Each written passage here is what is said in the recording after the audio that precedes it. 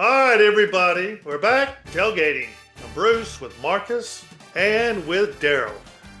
And you know, things are happening in the college basketball. Big games, but before we get to that, I got another trivia question. This is going to be in the Wayback Machine, Marcus. Wayback Machine for the UCLA Bruins. Remember that team? Remember back in the early 70s, they won 88 games in a row. 88, that's back when they had Bill Walton and Kareem Abdul-Jabbar. I think he was still Lou Alcindor then. But anyway, 88 games in a row. So here's my question. It's kind of a two-parter. See if you can get both of them.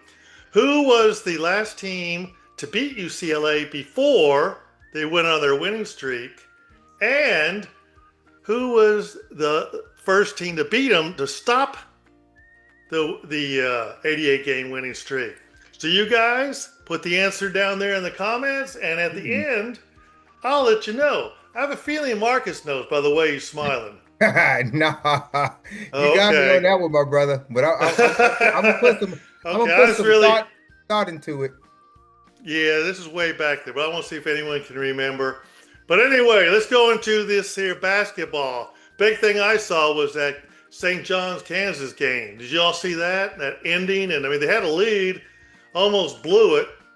My understanding is someone hit a three-pointer or something, or the final shot that hadn't hit a shot all game, and all of a sudden he comes up with the game winner. I don't know. Did you see that game? Or any of the highlights? Hey, look, I treat the basketball, the tournament, whatever. I treat that like y'all treat baseball. Oh, is that bad, Daryl?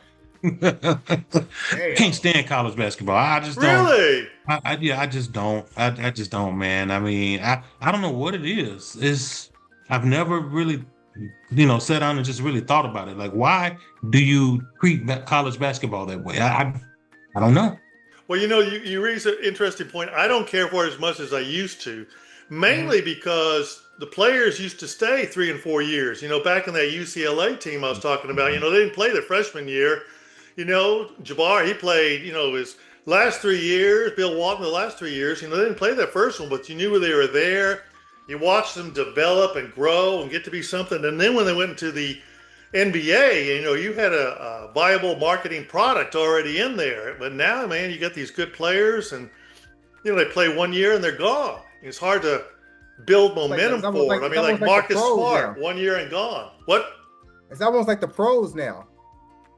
Yeah, they are. Yeah. Get taken. Well, they do get a lot of money. How much money? I saw Cooper Flagg that 1 year he played with Duke.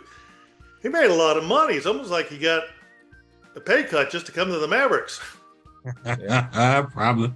It's amazing. But anyway, what do you got? Anything, Marcus, about that game? I don't know if you watched it or not. I didn't catch that one there. Like, I try to keep it close to home, like what Daryl said. Like I wait till we get kind of into the Elite Eight, definitely the Final Four, before I start picking up, momentum there. But I mean, the Cougars, I was checking out the Cougars, man. They just smoked A&M. Sorry, Daryl. I guess you said you're not even a fan, right? You didn't watch any of that game either?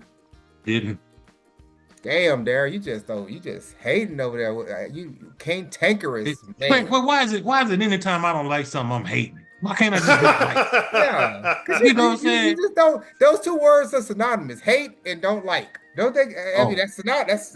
I mean, I don't know. But I would never say I hate you. Oh, you just don't like me. Whoa! They're not the same emotional impact. Oh, right. Man. No, I mean, like I said, I actually did watch the Cougars game. I mean, they're bullying teams right now. I mean, they just handled A&M. So back-to-back 30-point wins. They're doing some good stuff right now. What's that kid's name? Kelvin Sampson. So they ain't just winning. They're like imposing their will on some of these other teams right now. So we'll see. Longhorns, I don't know, right? I mean, I think they have some legs to them. I mean, they're making that run. They just beat BYU, so then they upset Gonzaga. But I don't know. That's just gonna see what they're gonna do. But other than that, I've been keeping it home, Bruce, to Texas more so than just kind of looking at the broader. But once we get into the Elite Eight, I'll definitely have much more of a All perspective right, well, there. we'll talk about it then. Yeah, I was just looking there. Texas 11, Purdue's number 2. That's a big spread. I mean, like St. John's and Kansas, when I saw, I mean, one's the one that they say big upset, but I mean, St. John's was 5th and Kansas is 4th. I don't see that as being Hmm. that big of an upset. I know Kansas Yeah. got the reputation or the pedigree and all that. Well, what Well, do you think? Duke number 1. Let's just go there. Duke number 1, St. John's number 5, and Duke looks pretty good this year. Of course, they always in the running, but that's a little bit of spread. What do you think about Duke versus St. John? You gonna? I'll go with Duke just because number 1 and Duke. yeah, All yeah, the Mavericks are Dukes now. yeah. And then what we got? We got Arizona and what is it? Arkansas. I think that Arkansas. yeah. So that should be a pretty physical matchup right there. But again, I'm just happy we got two Texas teams in there. We got Houston and Texas, right?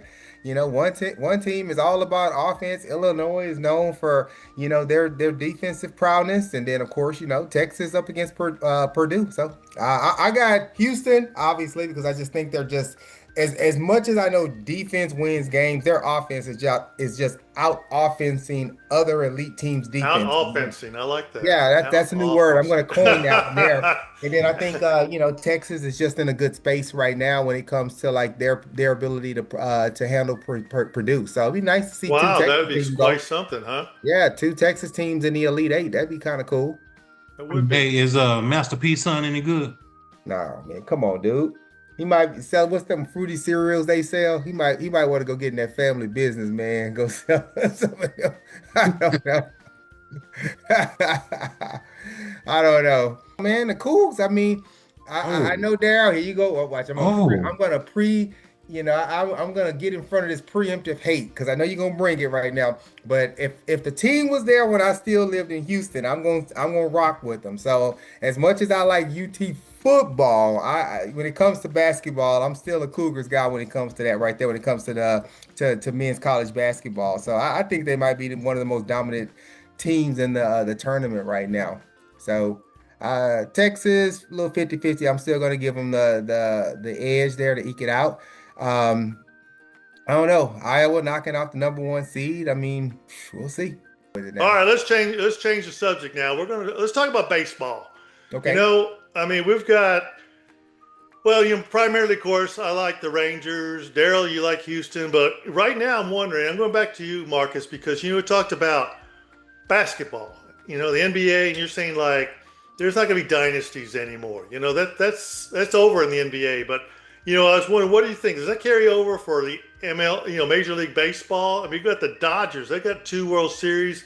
They're dominant right now. They could get 3. Real quick time. I mean, I know there's other teams they got to get past. It's still early, preseason, of course. But what do you think? I mean, these Dodgers. Is it possible now still to have a dynasty in Major League Baseball?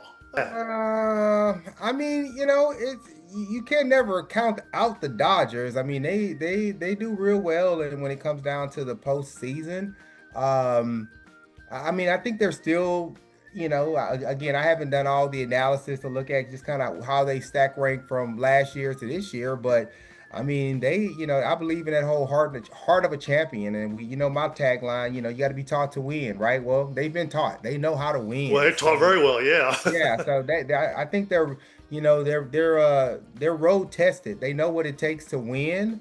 So yeah, I think the Dodgers they have what it takes, but baseball is so different, right? Because basketball is so much more of it's a team sport, but then it's an individual sport, right? Yeah, yes. Baseball is a team sport, but it's much more of an individual sport than it is. I mean, when it comes to like some of the other professional sports. So as long as they have their star hitters, they're healthy. Baseball can go. You can have some longevity in baseball, and they're paying top dollars now for some really marquee, just incredible talent. A lot of teams are. So I guess to answer your question, yeah, it is possible to see many dynasties form within the ranks of the Major League Baseball realm. Do they That's my have to, two when you cents. say paying big bucks, do they have, I don't know this, I just thought about it. Are they constrained by a salary cap like basketball and football is in baseball? I was just wondering about I that. believe they do have a Yeah, salary yeah, they cap, do. Daryl? Yeah, But yeah, Yeah, they have a salary cap for sure. okay. yeah. Yeah. Okay, but you just said when you said all that when the players over there, I guess they probably have ways to trick it too. Any thoughts Yeah. about the Dodgers, Daryl? You're the big baseball player with us. I don't think about the Dodgers ever, but I That's will right. say That's this. right there, L.A. I forgot. I will say this. The LA Dodgers are the Houston Astros' little baby cousin. The end. Hmm. I'll have to ponder that. Pondering fingers up.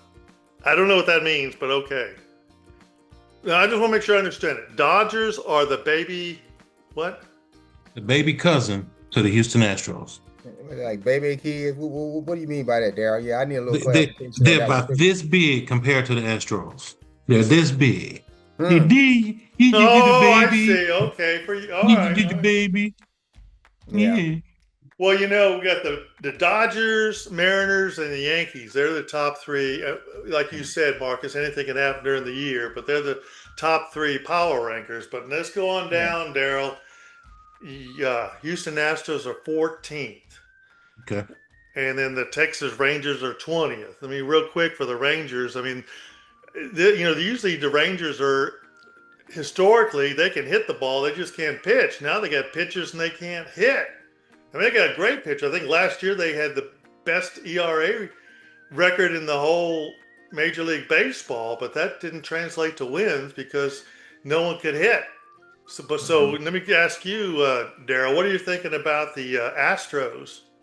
Yeah, I think the Astros right now, the power ranking is affected by the injuries that they're facing to the bullpen. So and starting pitching as well. So it's the pitching that's bringing the ranking down.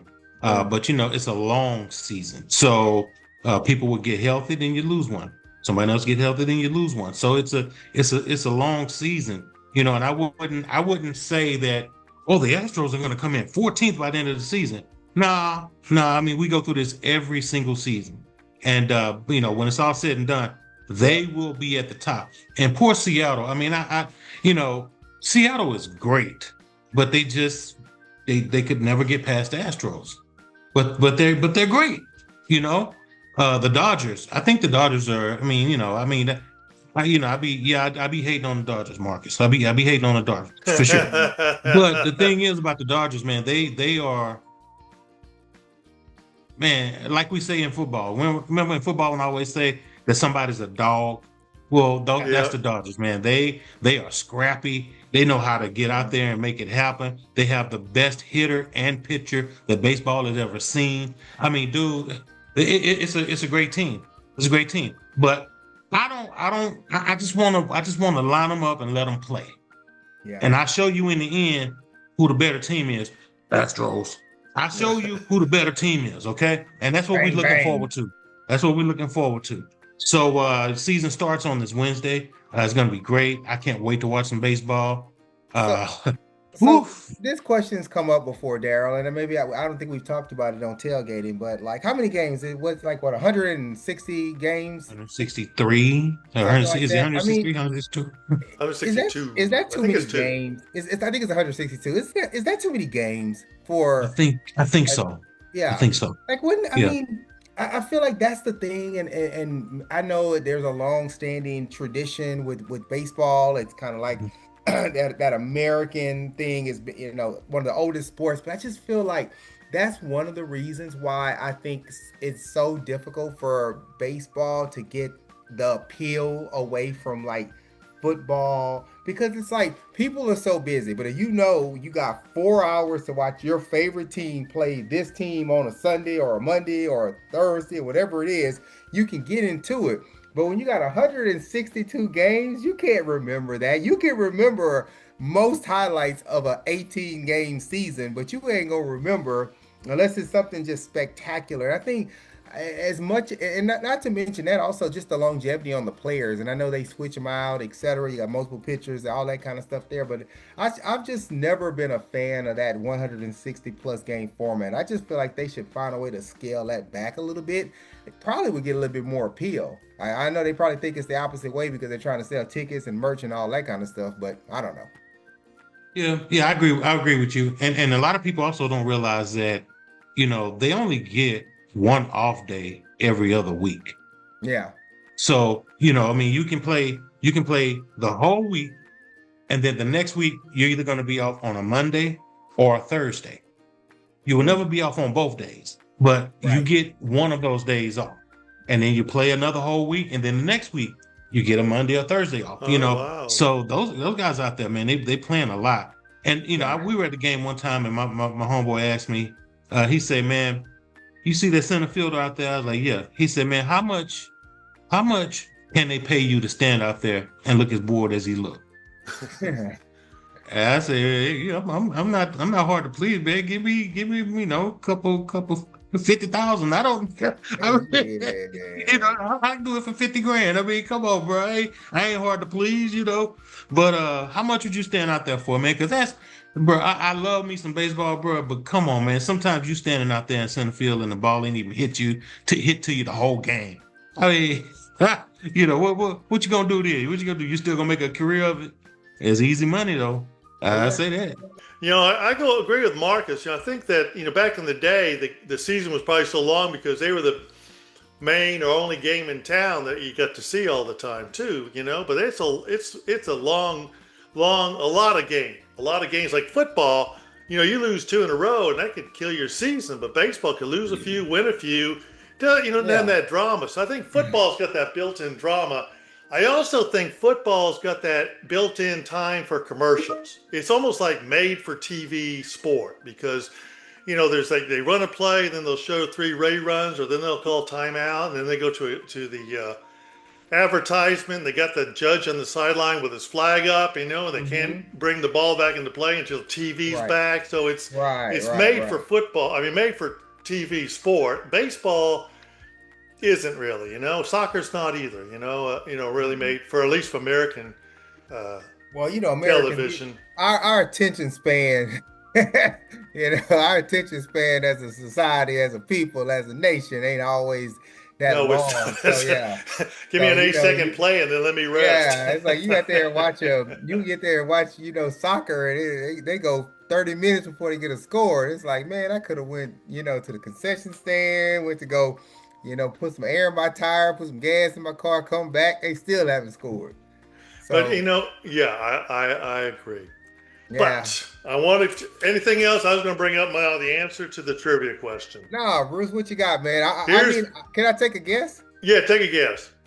Was it the Cougars? Cougars? No. The team. What? St. John. Nope.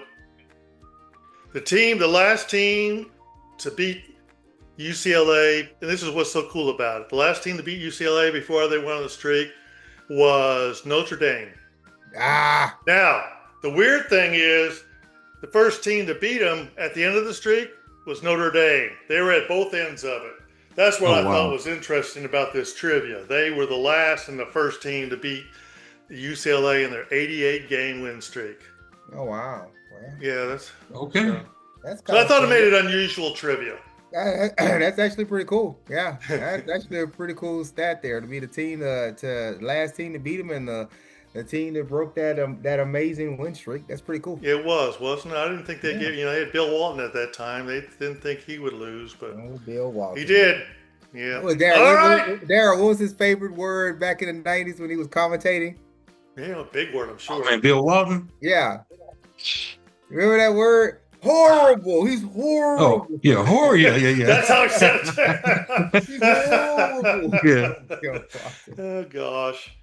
Oh gosh. We were making fun of him at the time because he became a vegan, then he started breaking his bones. So you need to get some meat in you. Yeah, man. But no, vegan's good if anyone's out there's a vegan. No problems.